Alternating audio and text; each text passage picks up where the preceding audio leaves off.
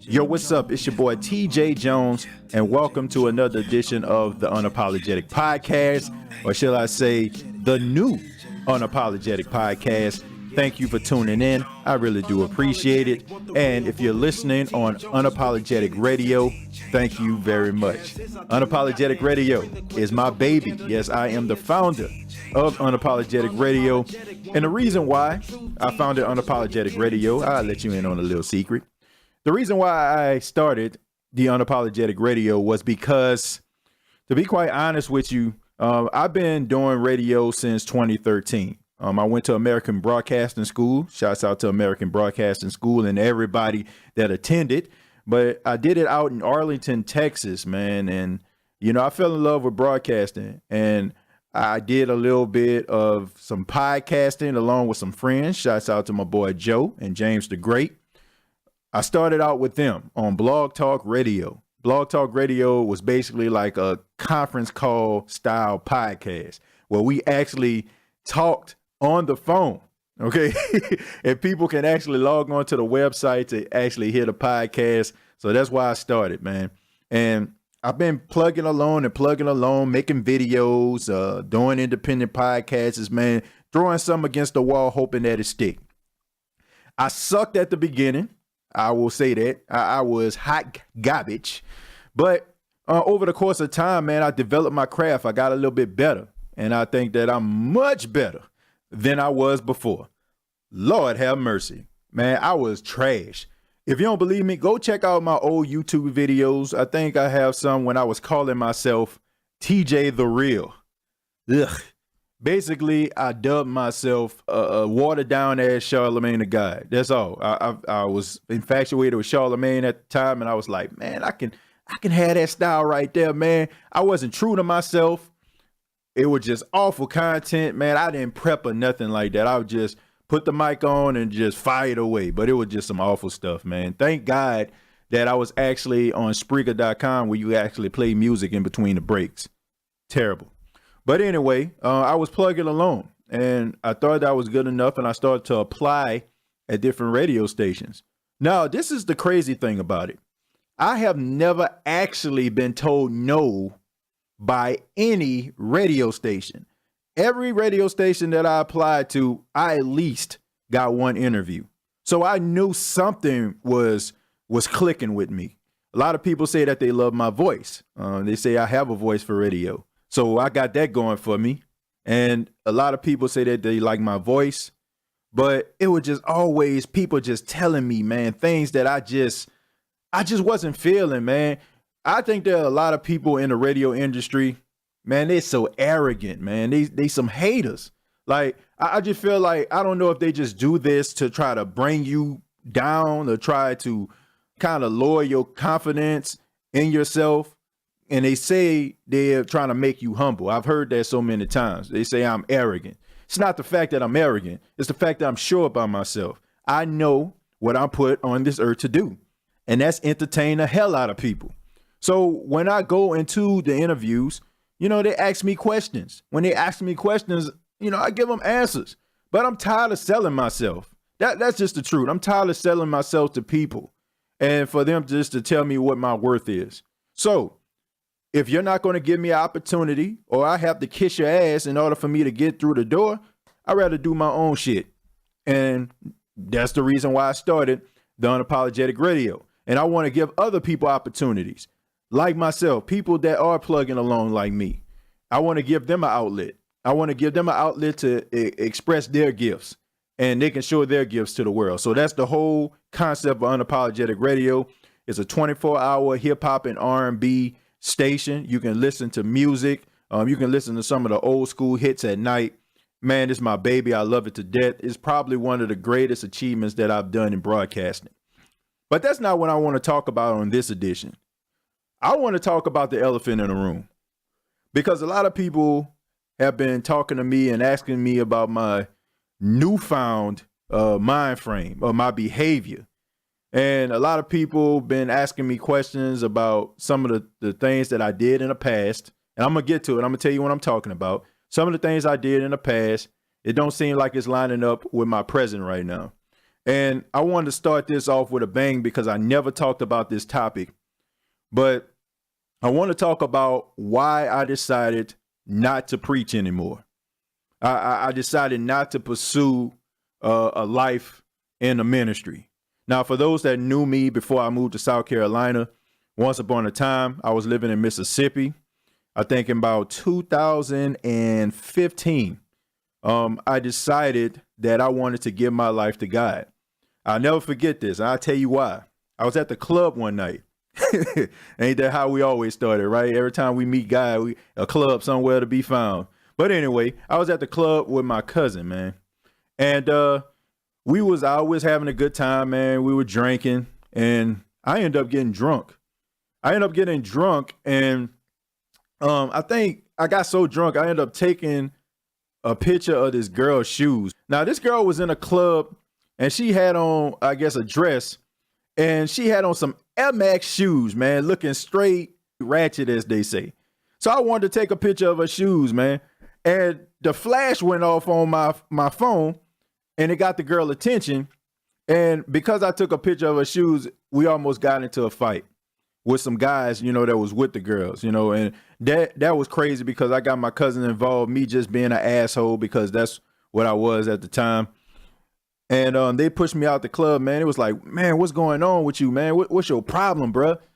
And me and him was like going back and forth. Now, this is my cousin, man. I love him to death. Me and him ain't never had no issue, no problem, no nothing. And because of that, man, it just made me just think like, man, I got to be doing something different with my life, man. This ain't what it is. I'm up here arguing with somebody that I love, my cousin, man. It's something has to change. So I just decided that I wasn't going to run from the inevitable. Anybody that know me knew I grew up in the church. My grandfather is a minister. I always took part in the church, always did different things in the church. And my grandfather always told me, he said, yeah, you're going to be a preacher. He always would tell me that. I would go and do different things. I would travel to different states. I would live. He would call it running. And he dubbed me the prodigal son. But finally, I said, okay, I surrender. I'm going to accept my calling. So Saturday night, I was at the club. Sunday evening, I went to church and I stood in front of the church and I said, I'm not going to run anymore. I'm going to accept my calling. I'm going to accept the calling. I'm going to do what God wants me to do. And I decided that I was going to go to the seminary and I was going to give my life to Christ.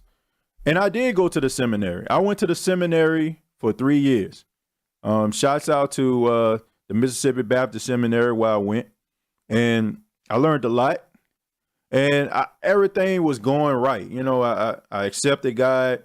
My grandfather, he had me like doing little things, kind of, just trying to get me established. And he wanted me to go different places. And he was introducing me to some of his preacher friends and stuff. And they gave me opportunities to speak. And I really thought that this was going great. I was in a relationship at the time. I was engaged. And, it seemed like nothing was going right in the relationship once I accepted my calling. I think that person that she fell in love with wasn't the person that I became. And we was going back and forth, man. We was going at it with each other. And, it became very frustrating. But that wasn't the straw that broke the camel's back, in my opinion. It was when I was going to the seminary, I have to say about year 3. I was in a class and they had these 2 ministers in there. They were actually taking a class too. And one of them, it was a female evangelist. She got upset with the other preacher because he did not refer to her as evangelist. I mean, she got so upset, man. She got up and almost was about to fight this man because he didn't address her by her name of evangelist.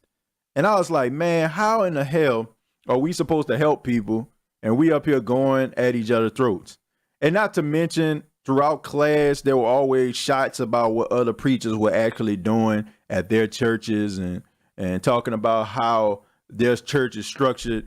which was like a whole bunch of things I didn't feel like were beneficial, and it wasn't helping us because we're supposed to be the leaders. We're supposed to be the people who tried to see the good in people and not try to point fingers.